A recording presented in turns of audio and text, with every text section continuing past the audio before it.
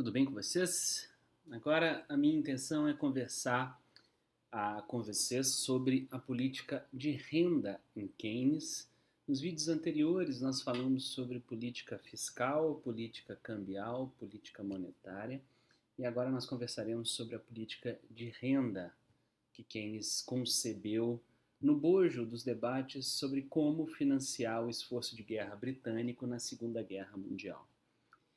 Acho que aqui também, como nas outras políticas econômicas e talvez como na teoria geral, há algo que a gente pouco conhece de Keynes, e esse algo que nós pouco conhecemos de Keynes, ou que talvez tenhamos um espantalho somente, é que Keynes não era um equalitarista, isto é, ele não achava que por natureza, por direito, a sociedade precisava ser, digamos, absolutamente igual, independente do que a pessoa fizesse, igual em termos daquilo que a pessoa detém. Keynes acreditava que as pessoas deveriam receber de acordo com aquilo que elas se dedicassem à sociedade. Então, todo o ato de se dedicar a trabalhar, a produzir, gera um benefício social e, a partir daí, um benefício particular. Então, não era por direito natural, tá, que as pessoas deveriam ter acesso à riqueza da sociedade como um todo. É claro, Keynes não era favorável a que ninguém morresse de fome, não é nada disso.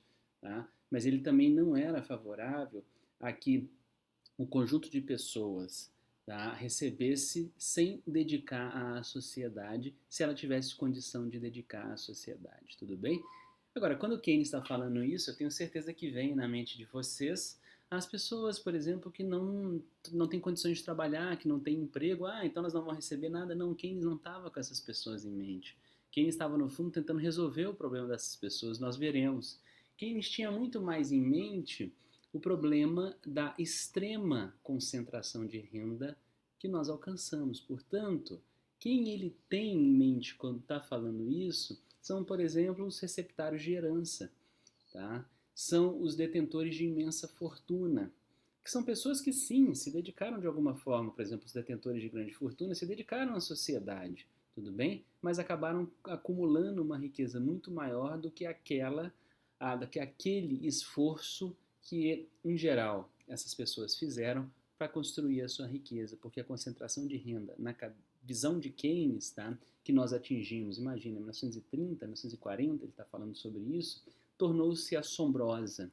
Tá? Então, essa má distribuição de renda para Keynes era exatamente uma forma de nós ilustrarmos que a sociedade estava retribuindo muito mais, tá, a determinados grupos que não, no fundo, se dedicavam tanto à sociedade assim, não era, tá, aos despossuídos que Keynes estava olhando. Keynes, no fundo, queria resolver o problema dos despossuídos. Tá?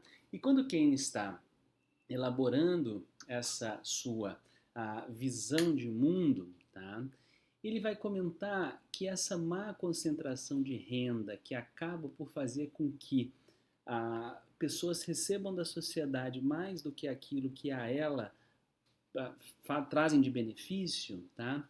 Keynes vai comentar que isto é, por um lado, economicamente ineficiente, porque gera uma demanda efetiva menor do que aquela que poderia gerar de outra forma, e também politicamente muito ruim, porque gera um risco iminente de turbulência e fim da liberdade individual com o fim da democracia.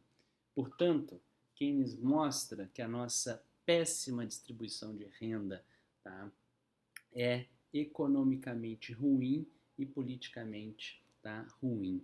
Isso, em última instância, pode ser corrigido, como Keynes mostrará, por meio de política de renda, por política de distribuição de renda no tempo. Tá? E o grande laboratório que Keynes tem para mostrar a sua ideia acerca da política de renda é The War, tá? A Segunda Guerra Mundial é o grande laboratório em que Keynes vai elaborar uma proposta de política de renda. Olha só, quais são os desafios que Keynes, lá no Reino Unido, enxerga no que toca ao esforço de guerra, né? São três desafios, porque Keynes vai pensar um pouco além da guerra, nós veremos agora. Tá? São três os desafios centrais. O primeiro é como financiar a guerra. Guerra é cara, quem paga a guerra, tá, é o Estado. Como é que a gente vai financiar isso daí? O segundo desafio é como evitar o desvio do PIB, vocês sabem que PIB é Y, para consumo. Hã? Como assim? Basicamente é o seguinte, as pessoas não podem ficar consumindo o PIB, porque o PIB tem que ser dedicado ao quê? Ao esforço de guerra. Né? O esforço de guerra no Reino Unido, ele chegou a consumir 50% do PIB britânico. Então a gente não pode deixar as pessoas consumirem normalmente, porque a gente não tem que produzir agora pint.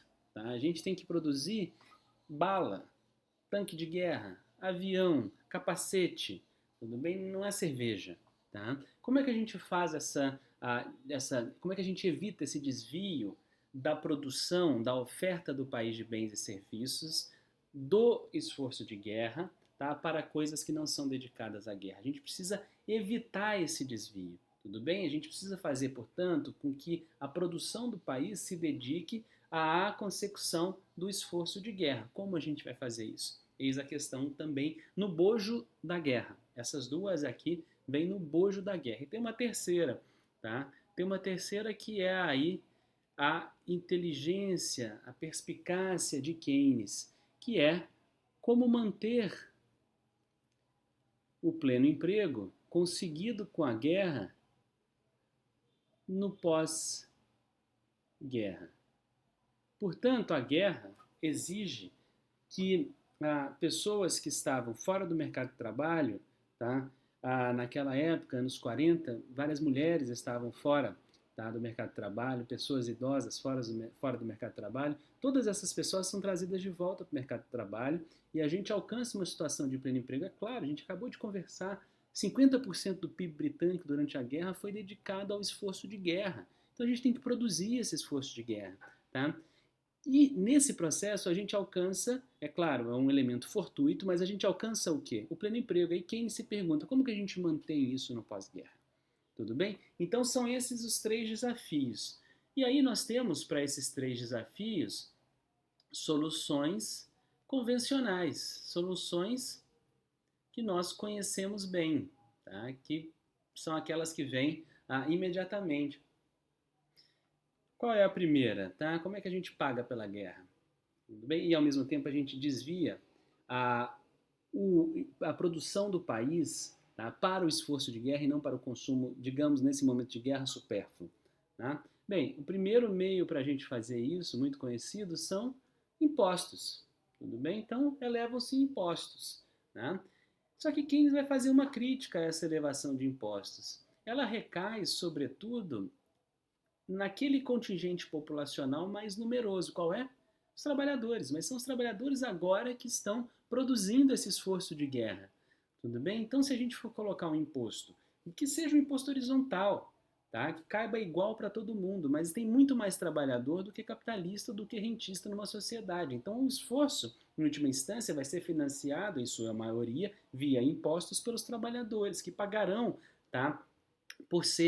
Pagarão mais o imposto, não numa alíquota maior, mas serão os maiores pagadores de impostos em número, porque são a camada mais populosa de uma sociedade. Tudo bem? Então Keynes vai falar, putz, isso é injusto, porque os trabalhadores estão se dedicando profundamente agora. Tá? Como é que a gente vai, então, cobrar um imposto que eles, na massa pagadora, são os maiores pagadores? Tá? Pô, injusto, não rola. Então vamos lá, um outro caminho, portanto, tá?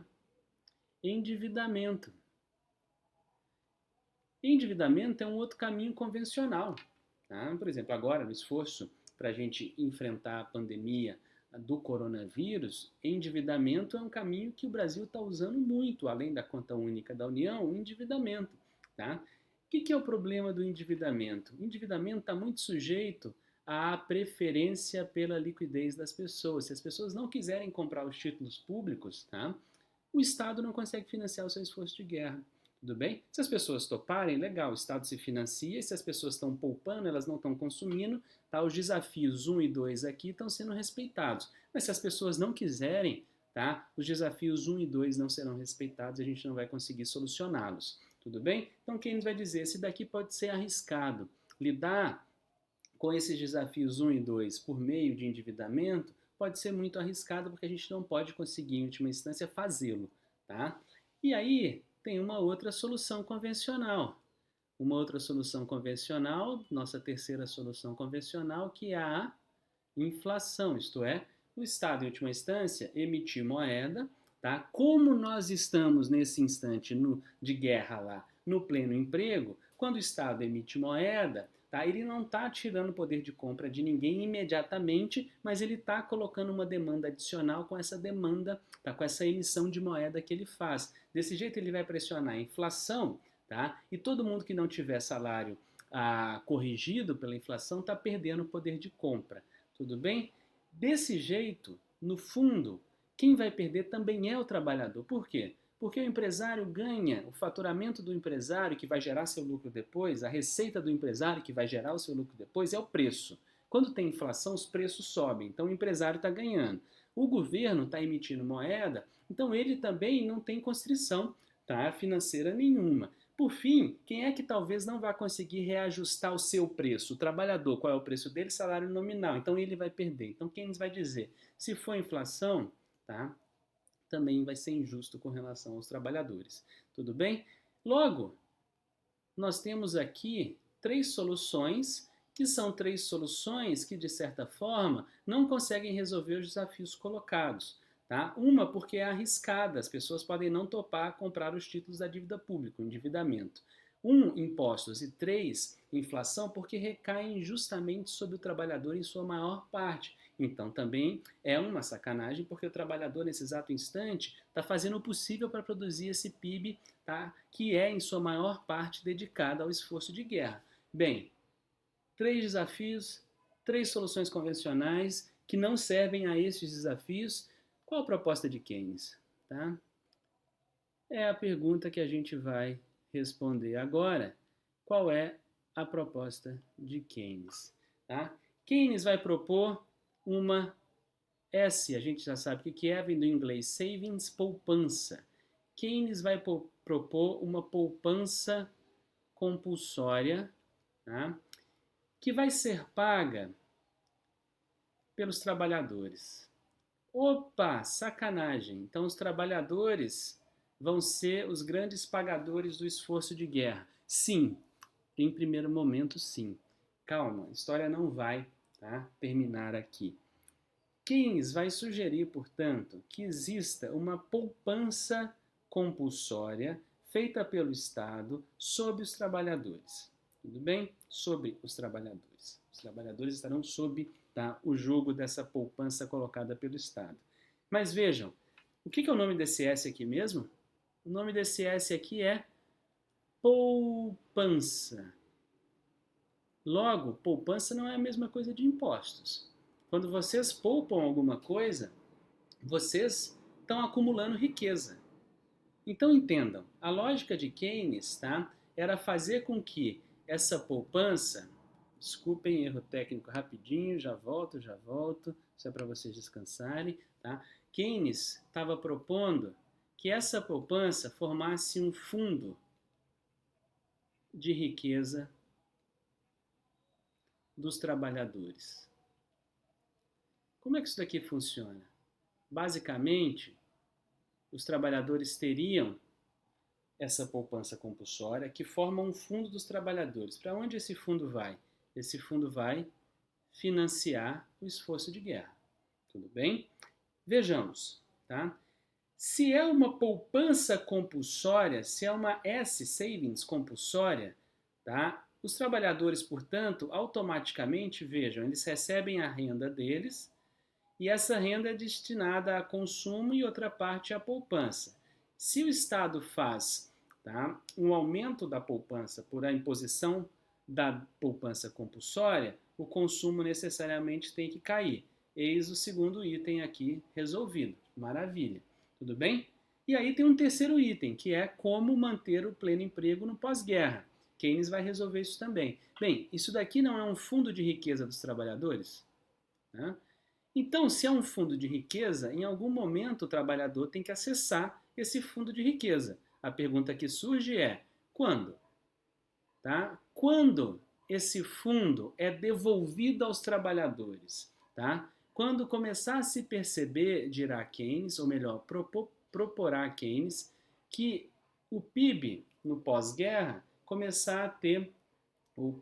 a ter uma dinâmica mais arrefecida, uma taxa de crescimento menor do produto do país, e uma taxa de crescimento menor do produto do país vai colocar a perder o quê? O pleno emprego. Então, quando os sinais de que o setor privado começa a perder dinâmica surgirem, tá? Aí é hora de devolver esse fundo de riqueza do trabalhador para ele. Aí surge uma pergunta. Qual é a pergunta? Quem paga?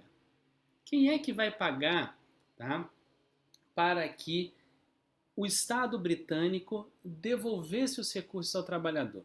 Tudo bem? O Estado britânico pegou essa poupança e fez um gasto. Então o recurso não está mais com o Estado britânico, ele tem uma dívida com o trabalhador. Afinal de contas, a poupança compulsória é um fundo de riqueza do trabalhador, então é um passivo do Estado. Quando o Estado tiver que devolver o recurso ao trabalhador, ele tem que ter dinheiro de algum lugar. De quem? Eis a lógica de Keynes de distribuir renda ao longo do tempo. Quem é que ganhou na guerra? Dentre trabalhadores e capitalistas, tá? Todos dois ganharam, claro, tá? Porque a gente está no pleno emprego. Mas quem é que ganha mais nesse sentido, tá? Que é aquela parcela da sociedade que é menor em termos populacionais e possui estoque de capital, os empresários. Então eles ganharam mais durante a guerra, eles ganharam proporcionalmente mais do que os trabalhadores. Quando os primeiros sintomas de que no pós-guerra a dinâmica econômica começou a arrefecer e o pleno emprego está ameaçado, tá, o Estado vai devolver o fundo de riqueza dos trabalhadores, taxando quem ganhou mais durante a guerra, os empresários. Tudo bem? Então, quem é que vai pagar? Vai ter que ter que quer ter tributação, tá, sobre os empresários, porque eles ganharam mais durante a guerra. Tudo bem? Aí a primeira pergunta que vocês podem trazer é o seguinte: mas isso vai desanimar o empresário a investir. Pensemos, se agora a gente vai devolver recurso para o trabalhador vai ter o quê? Tá? Mais renda, olhem aqui, ele vai ter mais renda. A poupança compulsória já acabou. Com mais renda, pela propensão marginal a consumir, há maior consumo. O que o empresário quer quando ele produz? Que exista consumo pelo produto dele. Então, nesse exato instante, o que quem está propondo é que a gente vai devolver o ímpeto da dinâmica econômica para o trabalhador, para que ele possa, então, com esse recurso que lhe coube, consumir mais. E consumindo mais, ele talvez estimule o empresário a manter o nível de emprego que ele fez durante a guerra e que agora, nesse exato instante, no pós-guerra, tá, começa a parecer que está perdendo dinâmica. Então vejam, quem está distribuindo renda ao longo do tempo, e com isso ele está distribuindo o quê? Demanda efetiva. Tudo bem? Para recapitular, durante a guerra, o empresário tá produzindo o PIB, ele está ganhando bastante.